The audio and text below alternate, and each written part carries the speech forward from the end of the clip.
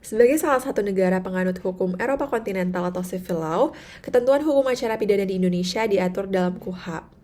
Keterangan terdakwa merupakan salah satu alat bukti yang sah berdasarkan pasal 184 KUHP. Didefinisikan pula pada KUHP bahwa keterangan terdakwa ialah yang dinyatakan oleh terdakwa mengenai perbuatan yang ia lakukan atau ia ketahui dan alami sendiri. Keterangan terdakwa sebagai salah satu alat bukti yang sah memiliki beberapa karakteristik. Yang pertama, bahwa keterangan terdakwa tidak diberikan di bawah sumpah. Hal ini sesuai dengan putusan MK dan pasal 175 KUHP mengenai hak terdakwa. Kemudian, keterangan terdakwa sendiri dapat disampaikan langsung di persidangan maupun di luar sidang, contohnya dalam berita acara pemeriksaan. Di dalam KUHP, keterangan terdakwa termasuk penyangkalan. Hal ini sesuai dengan prinsip non-self-incrimination. Sedangkan di HIR, terdapat pendekatan yang berbeda di mana pengakuan hanya terbatas pada aspek yang menguntungkan terdakwa. Keterangan terdakwa berperan penting dalam proses peradilan pidana di Indonesia bila melihat dari sejarah ketentuan yang berlaku sebelum KUHP diatur di HIR. Namun muncul masalah bahwa penyidik dan penuntut umum di masa lampau karena pasal tersebut menggunakan berbagai cara agar terdakwa mau memberikan pengakuan atas apa yang didakwakan. Maka pengaturan keterangan terdakwa dalam KUHP bertujuan menghilangkan praktik sewenang-wenang. Keterangan terdakwa penting untuk dinyatakan dalam persidangan maupun keterangan terdakwa di luar sidang yang sifatnya membantu menemukan alat bukti. Meski begitu, keterangan terdakwa di Indonesia sebagaimana terdapat pada pasal 189 ayat 4 KUHP mengatur bahwa untuk membuktikan seorang terdakwa bersalah membutuhkan alat bukti lain dan keyakinan hakim atas alat bukti tersebut. Dari penjelasan tersebut dapat dikatakan bahwa keterangan terdakwa memiliki peran penting dalam peradilan pidana di Indonesia. Meskipun sifatnya sebagai alat bukti yang tidak dapat berdiri sendiri dan perlu didukung oleh alat bukti lain untuk dapat memenuhi standar pembuktian berdasarkan pasal 184 ayat 1 KUHP. Baik, selanjutnya adalah hak tersangka terdakwa yang di dalam KUHP itu diatur mulai dari pasal 50. Namun dalam penjelasan umum KUHP angka 3 huruf A dijelaskan mengenai kedudukan yang setara di hadapan hukum atau disebut dengan equality before the law. Selanjutnya adalah penjelasan umum di KUHP angka 3 huruf C, asas presumption of innocence, di mana seseorang wajib dianggap tidak bersalah setiap orang yang disangka ditahan atau dituntut di pengadilan sampai adanya putusan pengadilan berkekuatan hukum tetap menyatakan kesalahannya. Selanjutnya adalah hak untuk diadili tanpa penundaan yang tidak semestinya yang diatur dalam pasal 50. Hal ini agar pemeriksaan secepatnya terus mewujudkan peradilan yang sederhana, cepat, biaya, dan juga ringan. Jadi tidak ada ketidakpastian nasib seseorang. Selanjutnya adalah pasal 55 dan 54 di mana tersangka terdakwa itu berhak untuk mendapatkan penasihat hukum atau pendampingan hukum. Selanjutnya adalah dalam pasal 52 dijelaskan mengenai asas non self incrimination atau tidak dipaksa untuk memberikan keterangan yang memberatkan dirinya. Jadi terdakwa harus memberikan keterangan secara bebas dan juga tanpa paksaan dan tekanan. Terakhir adalah pasal 95 dan 97 yang menyatakan tentang hak untuk mendapatkan rehabilitasi atau. Ya, apabila kita ingin berbicara mengenai nilai dan prinsip keterangan terdakwa di Indonesia, tentu kita harus melihat dari sejarah panjang yang berawal dari kejadian kelam di tahun 1960-an, yang mana terdapat peristiwa G30 SPKI yang menjadi buntut dari adanya pelanggaran HAM di Indonesia, sekaligus penyelewengan dalam proses peradilan pidana yang mana banyak sekali masyarakat Indonesia saat itu ditahan tanpa alasan. Kemudian jika kita berbicara mengenai prinsip dan keterangan terdakwa di dalam proses acara pidana itu sendiri, tentu terdapat hak-hak terdakwa yang memang harus difasilitasi oleh negara melalui aparat penegak hukumnya, yakni mengenai adanya hak terdakwa untuk mendapatkan peradilan dengan bahasa yang mudah dimengerti, kemudian juga memberitahukan terdakwa apa yang didakwakan, serta terdakwa ini juga tidak dibebankan akan pembuktian yang harus terdakwa buktikan dalam persidangan. Seperti yang kita tahu, keterangan terdakwa adalah elemen penting dalam pembuktian pidana, namun tidak cukup sebagai satu-satunya alat bukti untuk membuktikan kesalahan seseorang. Hal ini dikarenakan Indonesia menganut sistem pembuktian negatif sebagaimana diatur dalam pasal 183 Kitab Undang-Undang Hukum Acara Pidana. Pada dasarnya, sistem ini dalam hal untuk membuktikan kesalahan terdakwa, ia tidak sepenuhnya mengandalkan alat-alat bukti serta dengan cara-cara yang sudah ditetapkan oleh undang-undang, tetapi harus disertai dengan keyakinan bahwa tindak pidana itu benar-benar terjadi dan terdakwa bersalah dalam melakukan tindak pidana tersebut. Dan juga keyakinan hakim terhadap keterangan yang diberikan oleh terdakwa pun dipengaruhi oleh kualitas dan konsistensinya. Ia juga harus berperan aktif dalam mencari dan menggali informasi selama berlangsungnya persidangan dan juga mempertimbangkan berbagai faktor yang dapat mempengaruhi keakuratan keterangan, misalnya seperti kondisi psikologis terdakwa saat memberikan pernyataan.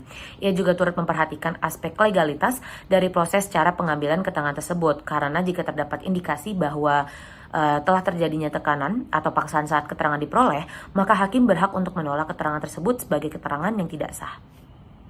Pada bab ini, kami akan membahas mengenai pembuktian di salah satu contoh negara civil law system, yakni Belanda. Mengenai hukum acara pidana itu sendiri, di Belanda itu diatur dalam Wetboek van Strafvordering atau WVSV atau KUHP Belanda. Nah, mengenai keterangan terdakwa dalam Wetboek van Strafvordering itu sendiri diatur bahwa terdapat 5 alat bukti sah, yaitu pengamatan hakim, keterangan terdakwa, keterangan saksi, keterangan ahli, surat atau dokumen, dan juga fakta atau keadaan yang menjadi pengetahuan umum tidak memerlukan pembuktian. Perlu diketahui bahwa keterangan terdakwa adalah suatu pernyataan terdakwa mengenai fakta atau keadaan yang diketahuinya dari pengetahuannya sendiri yang disampaikan di depan persidangan pengadilan.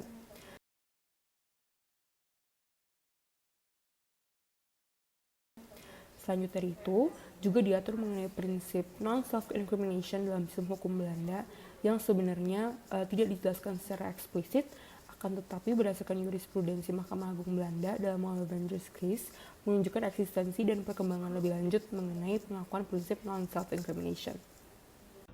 Wetboek van Strafvordering adalah kitab undang-undang hukum acara pidana di Belanda yang berfungsi sebagai pedoman pelaksanaan proses peradilan pidana mulai dari penyelidikan hingga pelaksanaan putusan pengadilan.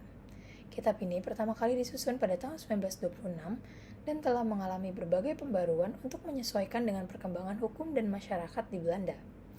Kitab ini berlandaskan prinsip-prinsip dasar seperti fair trial atau peradilan yang adil dan perlindungan hak asasi manusia yang juga tercermin dalam berbagai ketentuan hukum pidana internasional seperti European Convention on Human Rights.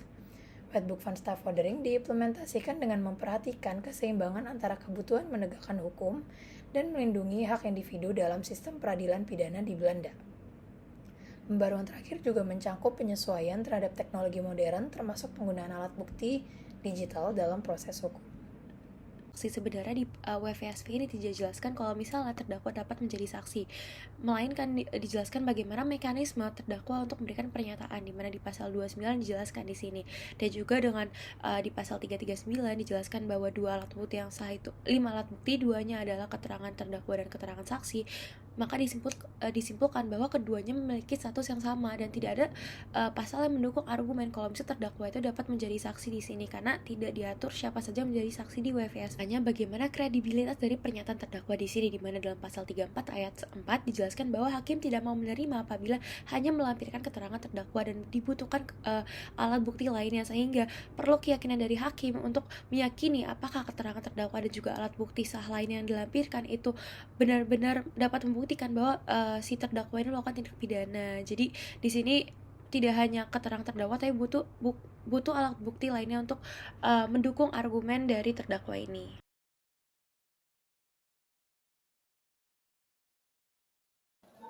Bahwasannya, dalam kasus tersebut terdapat Guinness dan juga Argyll Group yang hendak melakukan akuisisi terhadap Distillers Company PLC. Dan dalam pelaksananya sendiri, Guinness akhirnya melakukan pemenangan, di mana dia mengakuisisi mayoritas saham dari Distillers Company. Tetapi dalam pelaksanaannya sendiri, Argyll Group ini masih memiliki sebagian dari kepemilikan saham tersebut, sehingga Guinness berusaha melakukan beberapa manuver yang seharusnya tidak diperbolehkan untuk menanggulangi permasalahan tersebut. Ernest Saunders merupakan direktur dari Guinness tersebut, sehingga sebagai direktur dia diminta pertanggungjawaban terhadap tindakan-tindakan yang telah dilaksanakan oleh pihak Guinness. Dan dari sana terdapat komplikasi hukum. Sebagaimana diatur dalam pasal 6 ayat 1 dan juga 2 dari European Convention of Human Rights, kita dapat mengetahui bahwasannya adanya tindakan dari penegak hukum untuk melakukan upaya paksa berupa ancaman terhadap sanksi-sanksi yang dapat diberikan adalah pelanggaran terhadap presumption of innocence yang seharusnya diberlakukan.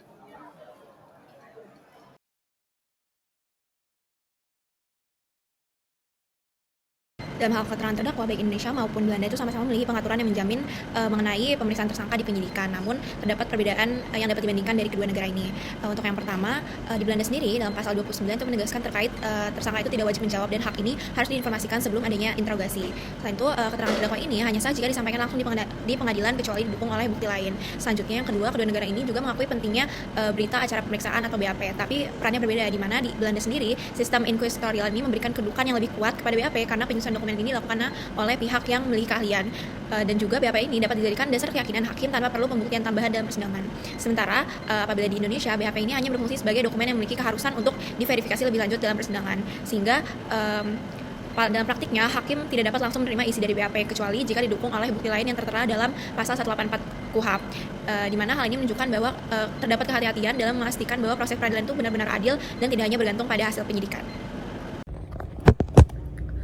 Baik, di sini kita akan membahas sistem hukum Amerika Serikat. Sistem ini berbasis common law, yaitu sistem hukum yang sebagian besar berkembang melalui preseden atau putusan pengadilan yang sebelumnya. Jadi, putusan hakim dalam kasus tertentu akan menjadi acuan atau panduan untuk kasus-kasus serupa di masa depan. Sistem ini juga didukung oleh Konstitusi Amerika Serikat yang merupakan hukum tertinggi atau Supreme Law of the Land, sebagai ditegaskan dalam Supremacy Clause pada pasal 6 Amandemen kelima Konstitusi Amerika Serikat memberikan perlindungan penting terhadap non-self-incrimination atau hak untuk tidak dipaksa memberikan kesaksian yang memberatkan diri sendiri. Ini dikenal sebagai right to remain silent, dan prinsip ini memastikan bahwa pernyataan tidak terdakwa hanya digunakan jika diberikan secara sukarela, tanpa tekanan atau paksaan.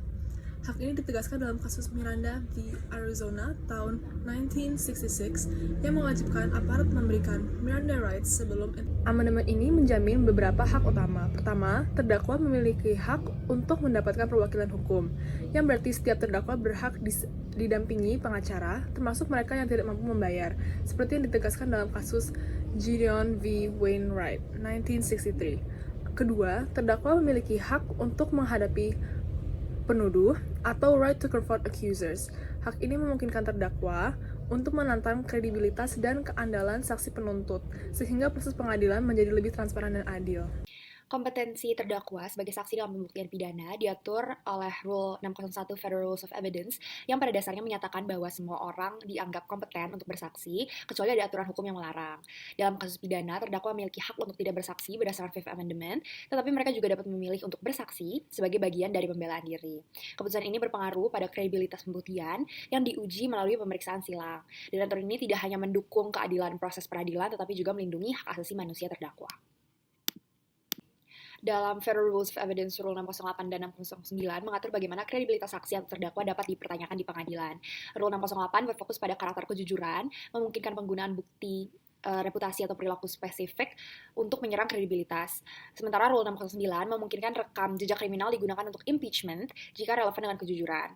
Nah, meski bertujuan untuk menjaga integritas proses hukum, aturan ini menghadapi tantangan seperti risiko bias terhadap terdakwa dan juga efek prasangka yang lebih besar daripada nilai probatif. Jurisprudensi yang pernah terjadi di Amerika Serikat terkait dengan keterangan terdakwa terjadi pada kasus Rock versus Arkansas. Dalam kasus ini melibatkan Vicki Lorraine Rock sebagai terdakwa yang melakukan penembakan terhadap suaminya yaitu Frank Rock hingga merenggut nyawanya. Pada kasus ini terjadi limitasi terhadap kebebasan terdakwa dalam memberikan kesaksian karena adanya rangkaian hipnosis yang dilewati oleh terdakwa. Berdasarkan amandemen ke-6 Konstitusi Amerika Serikat dan pasal 403 Federal Rules of Evidence, dapat disimpulkan bahwa Mahkamah Agung Amerika Serikat mengakui hak mutlak terdakwa untuk membela dirinya sendiri, yang hanya dapat dilimitasi apabila berpotensi untuk menimbulkan kecurangan yang dapat merugikan pihak lain.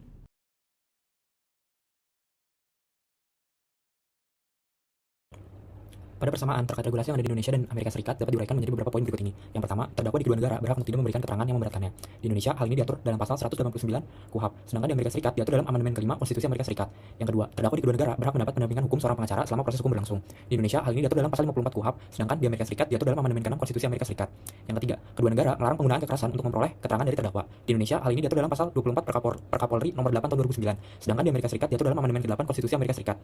Sedangkan untuk perbedaan terkait regulasi yang ada di Indonesia dan di Amerika Serikat dapat diuraikan menjadi beberapa poin berikut ini. Yang pertama, Indonesia menganut sistem civil law, sedangkan Amerika Serikat menganut sistem common law. Perbandingan keterangan terdakwa di Indonesia dan Amerika Serikat memiliki kelebihan dan kekurangan yang mencerminkan perbedaan sistem hukum kedua negara tersebut. Untuk di Indonesia, kelebihannya yang pertama, terdakwa memiliki hak untuk diam dan hak ini dijamin dalam pasal 189 KUHP. Yang kedua, terdakwa berhak didampingi penasihat hukum sejak tahap penyidikan hingga persidangan, yang hal ini diatur dalam pasal 54 KUHP. Untuk kelemahannya, yang pertama, tidak adanya standar tegas seperti Miranda rights sehingga kesadaran akan hak-hak terdakwa masih rendah. Yang kedua, praktik penyiksaan terhadap terdakwa juga masih sering dilaporkan dalam beberapa kasus meskipun ini sudah dilarang oleh hukum. Untuk Amerika Serikat, kelebihannya yang pertama, terdakwa memiliki hak untuk diam dan hak ini dijamin oleh amandemen kelima Konstitusi Amerika Serikat. Yang kedua, terdakwa berhak atas pendampingan pengacara yang dijamin oleh amandemen ke-6 yang Perbandingan keterangan terdakwa di Indonesia dan Amerika Serikat memiliki kelebihan dan kekurangan yang mencerminkan perbedaan sistem hukum kedua negara tersebut. Untuk di Indonesia, kelebihannya yang pertama, terdakwa memiliki hak untuk diam dan hak ini dijamin dalam